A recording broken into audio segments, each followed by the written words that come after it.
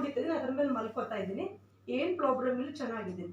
ನನ್ನ ಮಗಳು ಪ್ರತಿದಿನ ಔಷಧಿ ಉಜ್ಜದನೇ ಇದ್ಲು. ನನಗೆ ಎಡಗಡೆ ಕಾಲು ತುಂಬ ಹೇಳ್ತಾ, ಅಲ್ಲೂ ಸಿಸ್ಟರ್ ಹೇಳ್ತಿರು ಇದನ್ನು ಬಳಸು ಅಂತ. ಅವ್ರ ಬೆಲ್ಟು ಕೂಡ ಇದನ್ನು ಕೊಟ್ಟಿದ್ದಾರೆ. ನನಗೆ ಮೈಯಲ್ಲೆಲ್ಲ ಸ್ವಲ್ಪ ಸ್ವಲ್ಪ ಗಂಟು, ಒಂದು 20-30 ಗಂಟಿದೆ.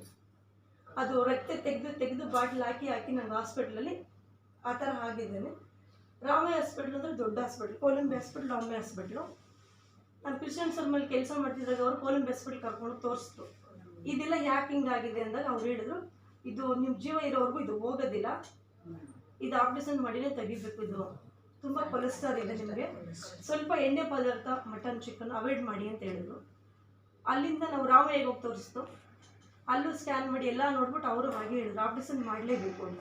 ಇದನ್ನು ತೊಗೊಂಡು ನಾನು ಇನ್ನೂ 1 ವಾರ ಆಗಿಲ್ಲ, ನನಗೆ ತುಂಬ ಕಮ್ಮಿ ಆಗಿದ್ದೇನೆ, ತುಂಬ ಖುಷಿ ಆಗ್ತಿದೆ. ಎಲ್ಲ ಕಮ್ಮಿ ಆಯ್ತಾ